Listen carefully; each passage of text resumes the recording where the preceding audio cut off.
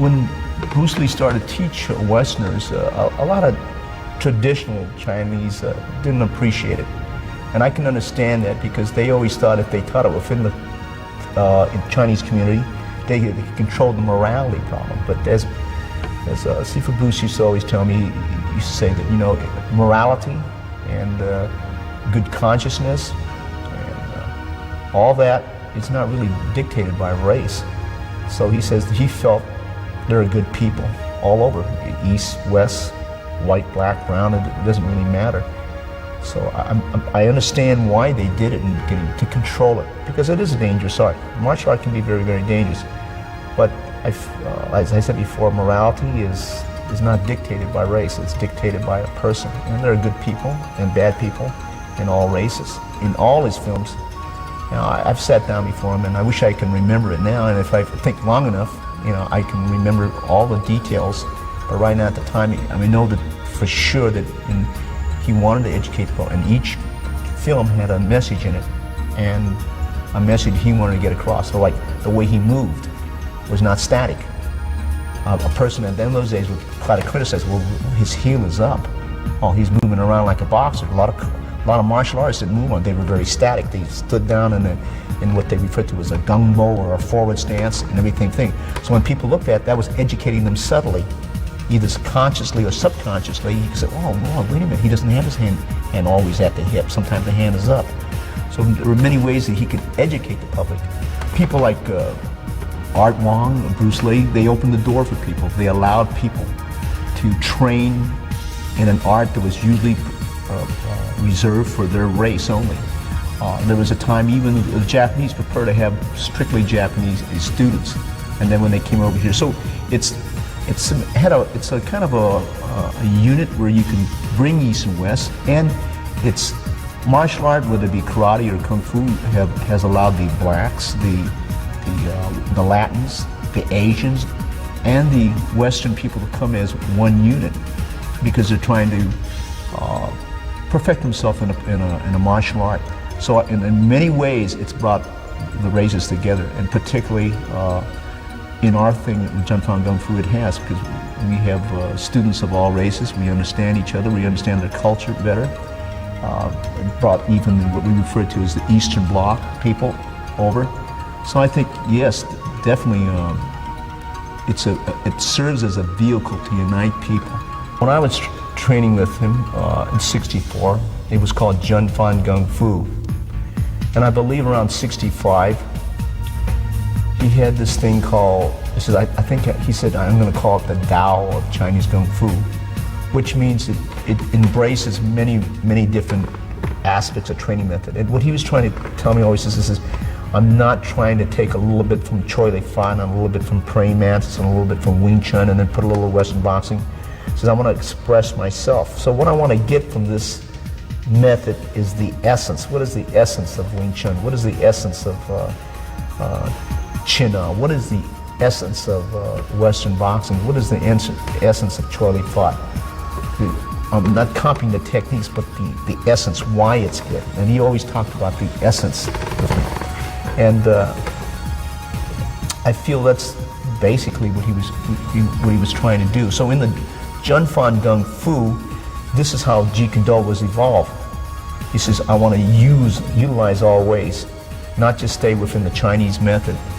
However, I'm Chinese, and it has a Chinese name, but Jeet Kune Do as a whole was to absorb literally what is useful, reject what is useful, and add specifically what's your own.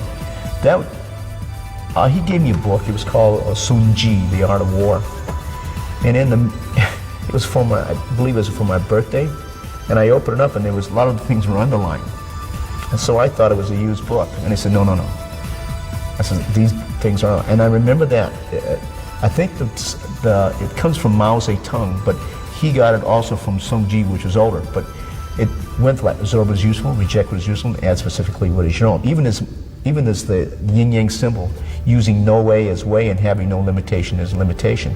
Using no way as way, it means I don't use a Chinese way or a Japanese way. I use no way as the way, and I'm not going to be limited by a limit. That if you train strictly in the Chinese system, you will use strictly Chinese.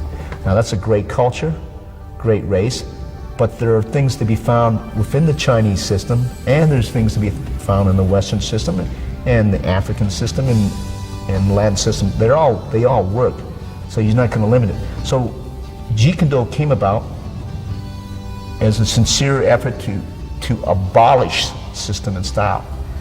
And then he was going to make it into a style. In about 6 months, he said, no, I made a mistake. If I make it into a style, he says, then it's going to lose the effect. So that's where he came upon that Jun Fan Kung Fu is the base system in which we grow. If you learn the Jun Fan Kung Fu personally from Bruce Lee, then he referred to it as the Tao of Chinese Kung Fu.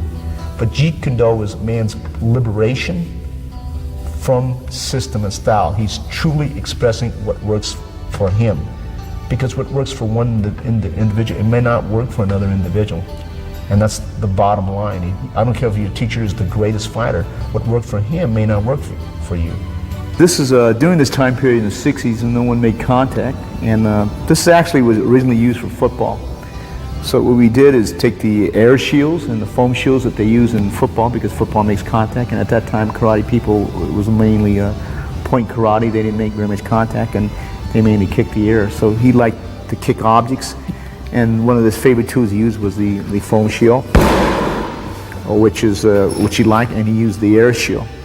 So this was very, very new to the karate world. Now any martial art magazine will sell 2 or 3 different types of this, but at that time period, no one used it. I introduced the air shield to him and the foam shield because he was always looking for different training methods. He wanted to kick it in different surfaces. I said, well, we know we use this in football, we block it.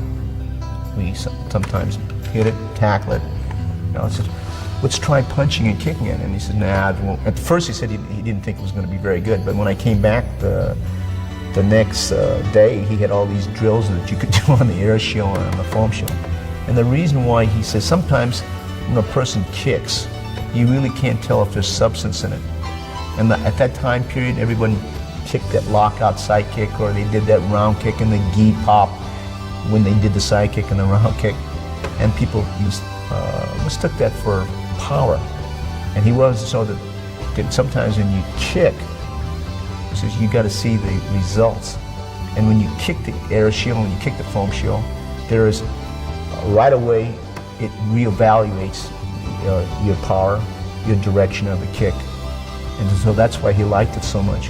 If you look up here, this is the sign or the plaque that we have here. This is the truth in combat is different for each individual in the style. Research your own experience, absorb what is useful, reject what is useful, and add specifically what is your own. This here used to hang in the Chinatown school, along with our other albums. This one hanged in our backyard. That would place it 1970. This, of course, is the picture of Sifu Bruce. To people here, he's referred to as the Sigung. And this thing I inherited from Sifu Bruce, this is actually was in the Oakland branch, Bruce Lee's Tao Chinese Kung Fu, using no way as way. That literally means that he doesn't use any particular way, whether it's Chinese way or a Japanese way or an Okinawan way or a Korean way. He uses no way as his way, and having no limitation up there means it means that he doesn't limit himself to one particular style or one particular discipline or one particular system or one particular way of using no limit as his limitation. This up here is the sign that hung in the first time he opened publicly, 1974. Man, the living creature, the creating individual, is always more important than any established style or system. This is a quote he gave back in 1968. This here is another quote. He says, my followers in Jeet Kune Do listen to this. All fixed set patterns are incapable of adaptability or pliability. Truth is outside of all fixed patterns. He's talking about drills, he's talking about styles, he's talking about systems. It didn't matter what art you took, as long as you can express yourself. I've always believed that really a person, if he's really good and really talented and he's very athletic, it doesn't matter if it's a Japanese system or a Korean system or an Okinawan system or a Chinese system. You're truly expressing yourself. So you don't really fight like the system that you've been brought up. You are expressing yourself. Although the system will help in your training, you're really expressing yourself.